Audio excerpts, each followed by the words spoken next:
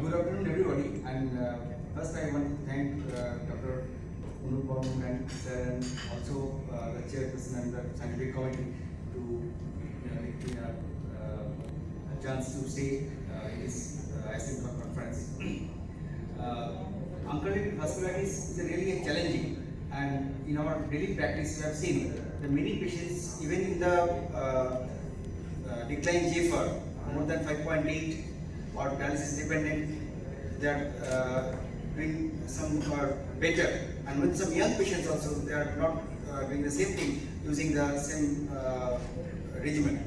So there is a controversy. That is a previous speaker also they have highlighted some points regarding the use of cyclophosphamide versus rituximab, and using their combination therapy and all the possibilities that has been chosen. So the last resort that has happened actually tested with the plasmapheresis. So we are going to details with this slide. So ANCA vasculitis is a small business pursuing vasculitis with the multisystem involvement, and is involving the most of the lower respiratory kidney and skin. Renal manifestation is mainly the focal necrotizing passenger nephritis, and what is important is the mortality. It's 80% mortality at the 1 year. That is the concern. So regarding the pathophysiology, ANCA is a pathogenic, and ANCA antibodies is a direct positive role in the disease of pathogenesis, and on binding with the ANCA antigen, it promote neutrophil and regranulations and release of the tissue damaging protease. And other way of the disease producing is the activation of the alternate complement pathway, and rapidly removing of the ANCA antibodies may help to control the disease of severity. See the point where the plasmapheresis is actually important for the part of the treatment. So I am not going to details of the pathogenesis, only as because of if I want to reduce the antibody titer and we can give the less chance to make it pathogenic, so there might be some help for the much more detrimental procedure. So what are the treatment options with us? That is the methotrexate, azathioprine, cyclophosphamide, rituximab, steroid, and after that there is the plasmapheresis, dialysis, and renal transplantation. So what is the role of the plasma exchange in the ANCA vasculitis? The role is that is removing the ANCA antibodies, which is high molecular weight with a low volume distribution. ANCA antibodies is a good target for the removal of the plasma exchange, and various indications in this plasmapheresis plasma exchange in ANCA vasculitis is the one is most important is the dialysis requiring renal failure, which is severe form of renal failure, and diffuse alveolar hemorrhage, and dual positive disease, that is the overlap, that is ANCA and anti-GBM disease. So initially there is a lot of trials, there are a lot of things actually was happened just to establish the fact whether this type of therapy is really beneficial. The Lockwood et al., the first study in the pigs in crescentic gene, that is 1997, that is done by the Pushy et al., and is published in 1991, and they have shown some promising result. After that, in this study, they have taken 52 patients with the biopsy-proven ANCA vasculitis, randomized to drugs only, and the PLEX group. Drug therapy was given, that is corticosteroid with cyclophosphamide followed by azathioprine as maintenance. And in that study, that is a 5 to 9 session of the plasma therapy, removing 4 liters of each session, and replacement fluid was used as a 5% hemoglobin and the 2 liters of fresh frozen plasma in each session. But the result was no significant difference outcome in treatment and control group for patient with the baseline creatinine less than 5.8 gram per cent. So the severe patients, severe renal failure patients are doing well, but the less severe patients are not so much responding. Percentage of the patients in the PLEX group showed renal recovery than during the therapy only group.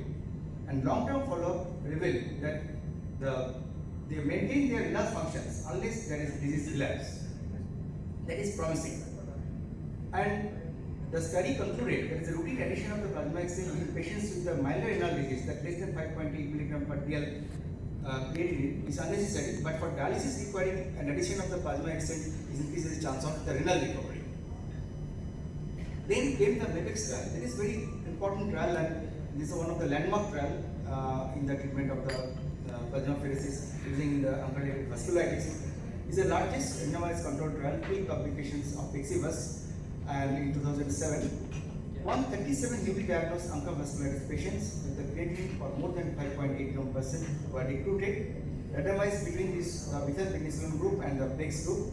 And the methylprednisolone group, there is a 3 pulses of methylprednisolone 1 gram each given for 3 days, and the PLEX group given the 7th session of plasmapheresis over 14 days from recruitment, and target removal is 6 ml per kg. So, and these both groups are received the prednisolone and the cyclophosphamide. So, study result, that is a 24% of the patient, that is a reduction of the dialysis dependency after the plasma therapy, that is the plasma exchange therapy. And renal recovery at 12 months is quite a lot. 2/3 of the patient is group, and half of the patient is the MPS group.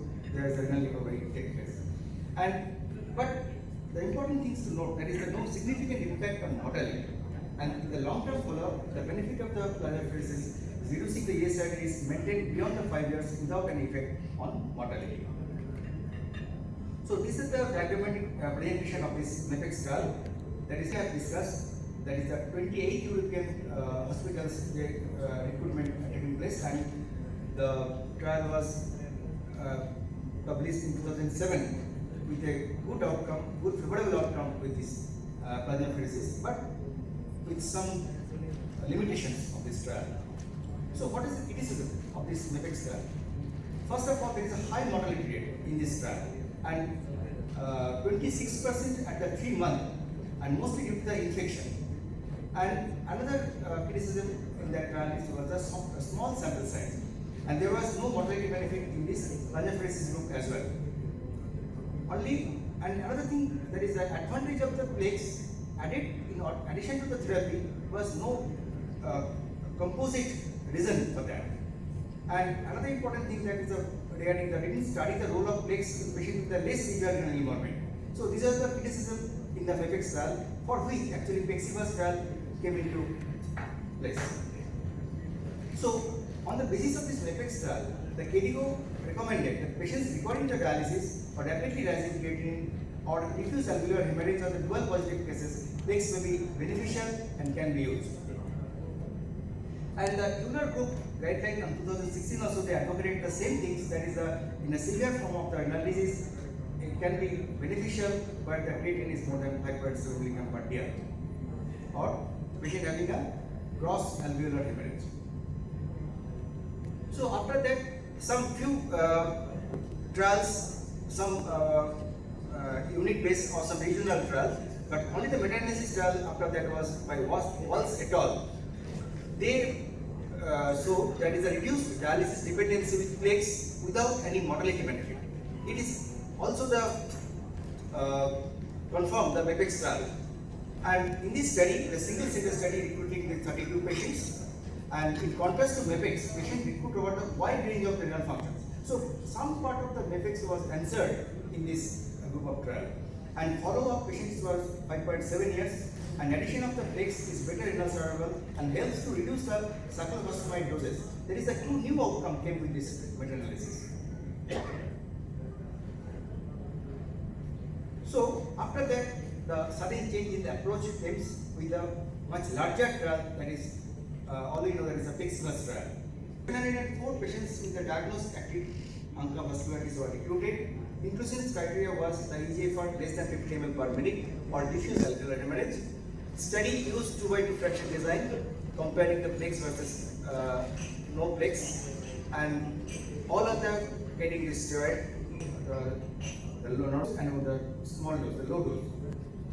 And all patients received the IV methylprednisolone, and induction therapy was given with the cyclophosphamide rituximab.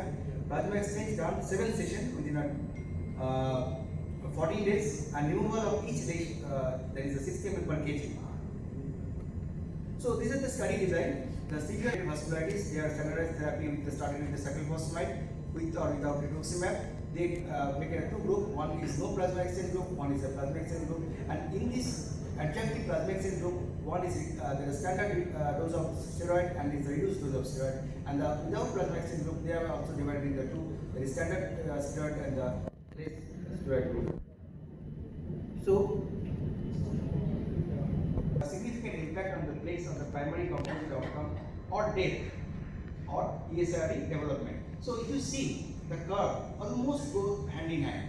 So there is no such deviation. So there is no benefit in the terms of death or in the ESRD development that is came out in the Plexivus trial.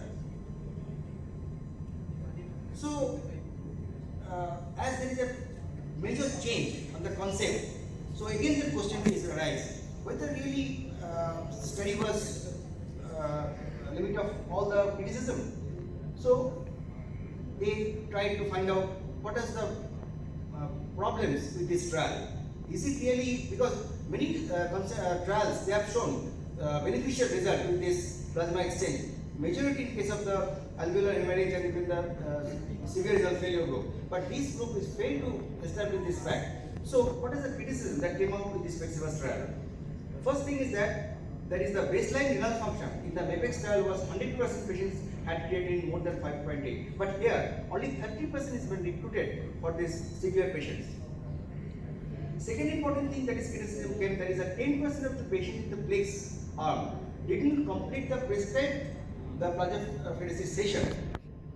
Untreated patients may have affected and the study result adversely. So this is the one important point that should be considered when you will just read through the Plexivus trial.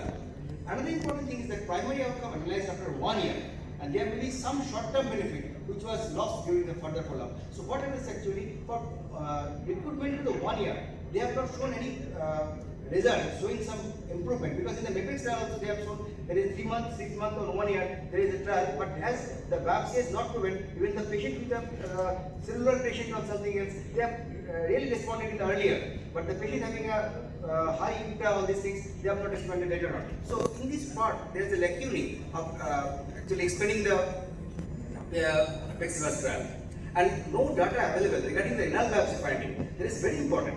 And maybe recruited patients had higher chronicity burden leading to the poor response. Because this should be the how people responded, how it will be renal survival will be there, how the length of this disease to the ESRD duration, that only depends on how the patient you recruited. If the patient is recruited with much more chronicity, definitely you will not get a result. That is the happened in case of the Plexivus trial. After that, as the Plexivus trial was not so much promising for this use of the plasma pheresis in this patient, so that Dr. Manish also included this slide. There is now another way of looking for whether is the combination therapy maybe some beneficial in this group. So they have published in the KI, there is a combination treatment with the rituximab and the low-dose cyclophosphamide and the plasma exchange for severe uncorrelated vasculitis may have some beneficial. In this group, 64 patients were actually recruited, and the cyclophosphamide, rituximab and plasma exchange was given to them, and tapered rapidly to the dose of 50 mg within 5 weeks, and immunosuppression was azotherapic 3 monthly, micropyridic mofetil or rituximab was used in the patients who were intolerant to the azotherapic. Its negativity is very good. So in conclusion, the combination treatment with the rituximab, low-dose cyclophosphamide and the plasma exchange may permit the group called adherence and provide rapid prolonged disease control in patients with the severe anti-inflammatory uncorrelated vasculitis. So plasma exchange is definitely role in the vasculitis, for which Gedigo in 2021 actually put his comment on that. There is a consider the plasma exchange of patient with the serum creatinine is more than 5.7 mg per dl and recorded dialysis with rapidly increasing serum creatinine and patients with the diffuse alveolar hemorrhage who have hypoxemia.